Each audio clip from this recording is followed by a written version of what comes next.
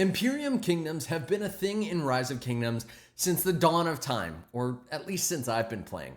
But today I'm joined by the one and only Gains Gaming to talk about how Imperiums have changed and whether it's actually for the better or for worse.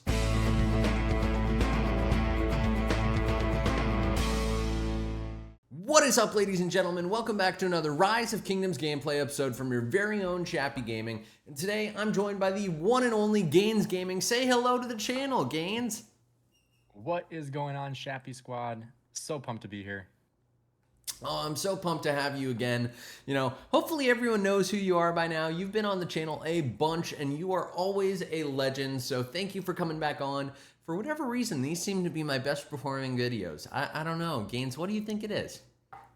I don't know. I feel like we have a pretty similar audience. Whenever I look at my similar creators on my YouTube studio, you're always on one of the top sections. So I'll take it. Look, I'm not going to complain, but let's jump into the main topic that people are here for today, and that is Imperium Kingdoms. But in order to talk about Imperium Kingdoms, we kind of have to zoom out a little bit. So when I first started playing Rise of Kingdoms, back when there were still mammoths walking the earth, it was a very different game. And the Imperium power cap was really only in place to limit migration when you get to a really, really large number of people. To put it into perspective, 1307 had like 4.5 to 5 alliances in their prime, and they were the largest Imperium, they were the king, but there were other kingdoms too, right? There's 1093, who's still got like 3 to 4 alliances, but it's very, very hard and it's become much less common. And you are currently in a kingdom that used to be another mega Imperium way back when. What's your experience been like? What do you think? yeah, so I'm in 1846, and like Shappy was saying, 1846 used to be a mega Imperium where they had like 4 or 5 alliances, full alliances of fighters, and now we're down to about 100 players, and we're still touch and go with Imperium, where we have to control power in order to drop Imperium, bring players in, and that's only with 100 players. So it's completely different now from where it was before, where they had 4 or 5 alliances worth of players. That's 500 to 600 players. Now it's down to 100, and we're still touching Imperium. Yeah, it's absolutely crazy. But, before I make any assumptions or let my bias be too obvious, do you think that this is a good thing? I mean, that Imperiums are getting smaller?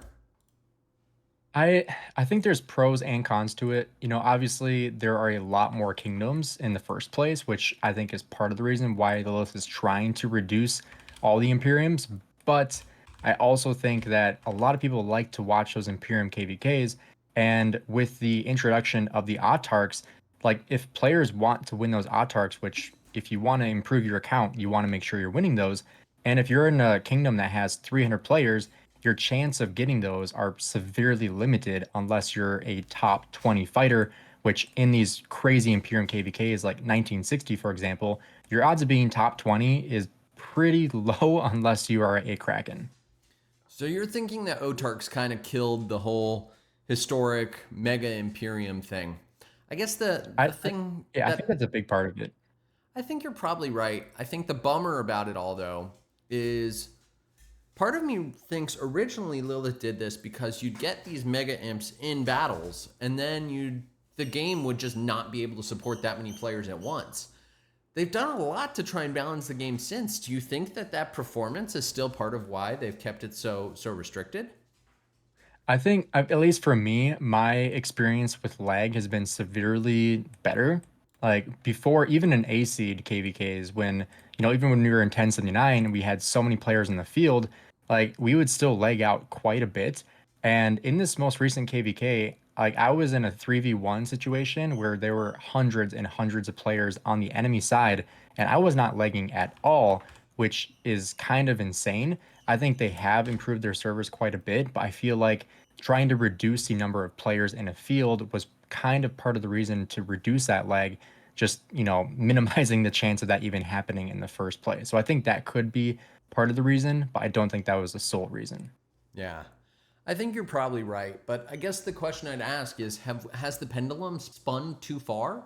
Are we finding that the the game is becoming a little bit less exciting or perhaps less fun because these Imperium caps are keeping everything so small? I think it's just broadening the game because before you had like a couple of big name kingdoms that were like your mega Imperiums that everyone wanted to watch, which I think is a good thing.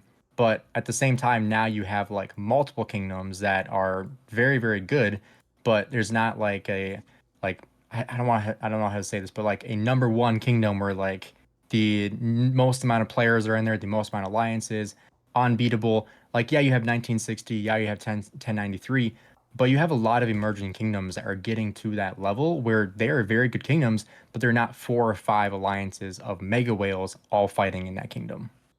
Yeah, I think it's a balancing act. I would love to see the game go back to a state where you can have two full alliances with full fighters.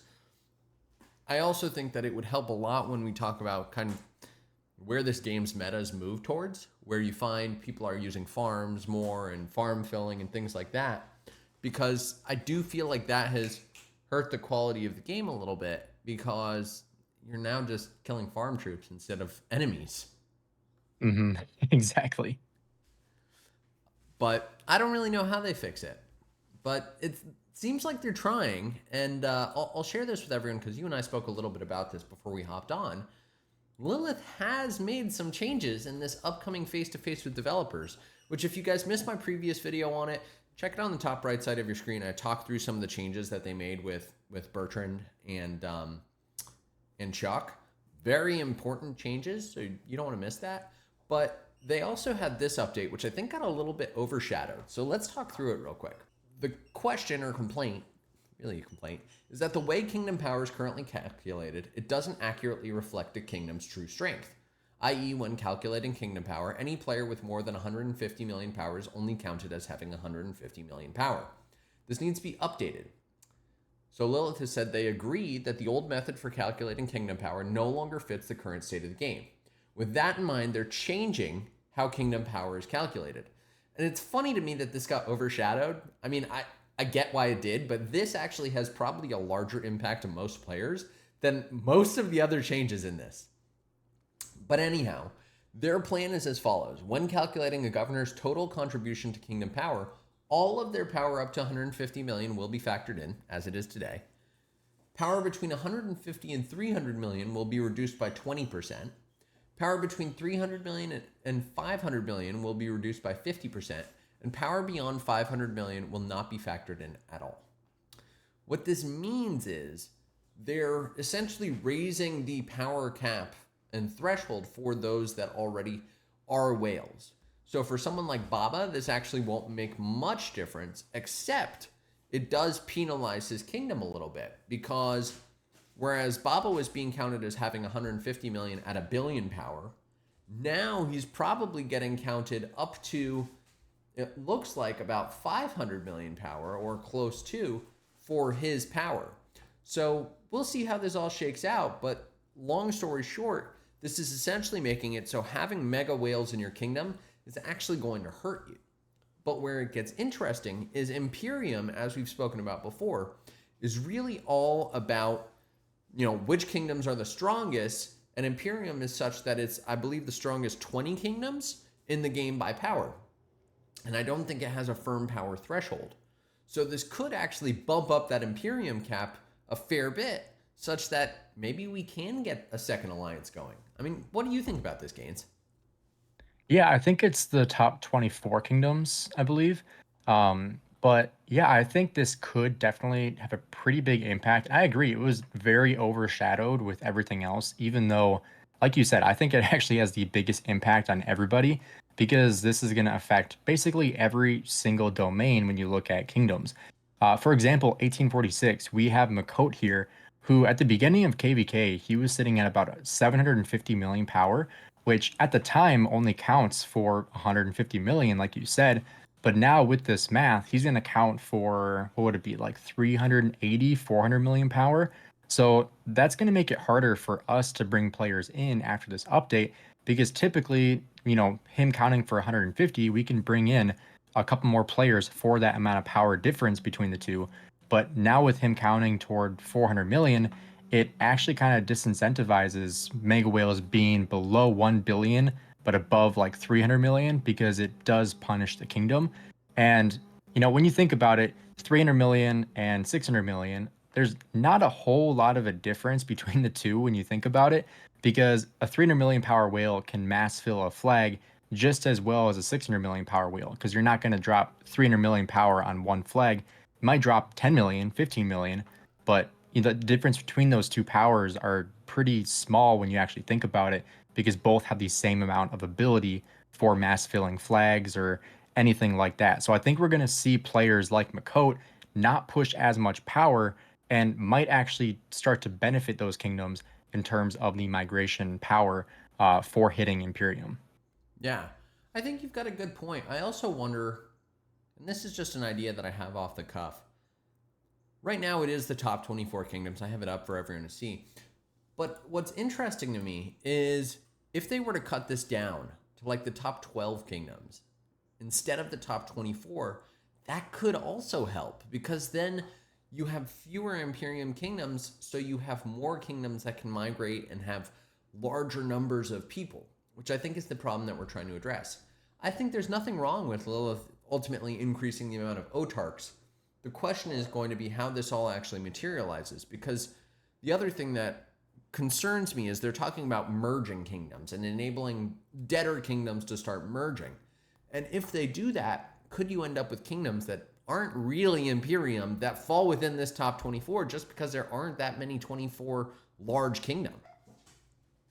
Yeah, that certainly could be the thing, because I guess it really depends on how they're going to be calculating. If they're still going based off top 300 power, I don't think that's going to be as big of an issue, because if they're counting the total number of players that are City Hall 25, I know that's one thing that people have talked about. Like, that's how they calculate KVK matchmaking power and overall the Imperium status. But now they're saying just top 300 governors in the kingdom.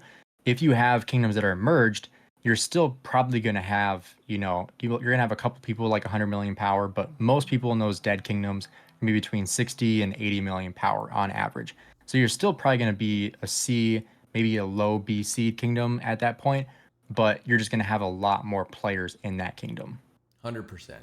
Yeah, overall, I think this change is probably going to be a good one. And I hope that we don't see the mega whales start to lose power and we see more that the Imperium cap starts to go up such that you can get larger kingdoms generally. Or even if the whales do lose power, we end up with a situation where you get more people in the kingdom in exchange for one mega whale. So we'll have to see how it all shakes out. But I'm excited. I think this is going to be a good update. What do you think, Gaines? Yeah, I think it has potential. I think I want to see it in action first and see really how much it punishes those mega whales, like Makot, for example. Like you were saying before, it's not really going to have any effect on Baba, or people that are over 1 billion power, because there's just so much extra power that's not being counted. But I think it will be interesting to see, especially, with like Zenith of Power. Makot, for example, has already pushed over 40 million power for Zenith. So I think you're gonna see less of those like mid-tier whales, like over 150 million power, pushing as much, just because of the punishment it can have on the overall kingdom. But I think it could be a good thing. I just want to see it actually get into the game and see how it really has that effect. 100%. Well, before I let you go, do you think that the new world that we live in today with smaller kingdoms versus the old world where you could have these mega kingdoms, which do you think is better?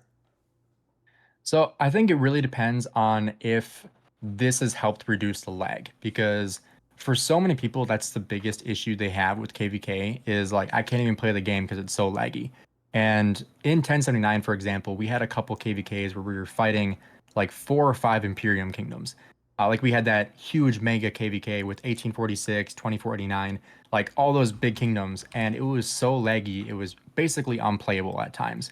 And, at this point now, you're not really having those mega Imperium kingdoms, and it's so much easier to play. You don't lag as much. The game is just so much better in terms of just playing ability. But I don't know if the reason why, or for the reason behind that, is because of the reduced size in Imperiums. But if that is the point, then I would say it is better now. But if it's just they've been investing into better software, investing into just improving the servers, then I would rather have the bigger kingdoms. But if we can't have both, I would rather have the smaller kingdoms and the easier playing style. 100%. I think I'm probably in the same boat. Give me performance over large kingdoms, but if I can have both, give me both. But thank you so much for coming on, Gaines. This has been an absolute adventure. I think it's a conversation people really need to be having, and I'm looking at you guys. Let me know in the comment section below. What's your experience been? Do you like the larger kingdoms? Do you like the smaller kingdoms? Do you think they should make more changes to Imperium? So far, people have really been loving this whole like questioning how the game is built kind of thread. I had the Crystal Tech video where we talked about that. So if you've enjoyed, drop a like on the video. And if you haven't already, go check out Gaines' channel. That'll be linked right over here on the top right side of your screen. He is an absolute legend. And thank you, Gaines, for coming on. Anything else you want to say before I let you go? Hey, no, I just appreciate being on the channel again, man. It's always a lot of fun collaborating with you. I think we could come up with some pretty good video ideas, and being able to just talk about it, get some feedback from the comment section is always really nice as well. But it's been an absolute pleasure being on the channel again. You rock. Well, thank you all. Gaines, on the count of three. 1, 2, 3. Shappy out. Shappy out.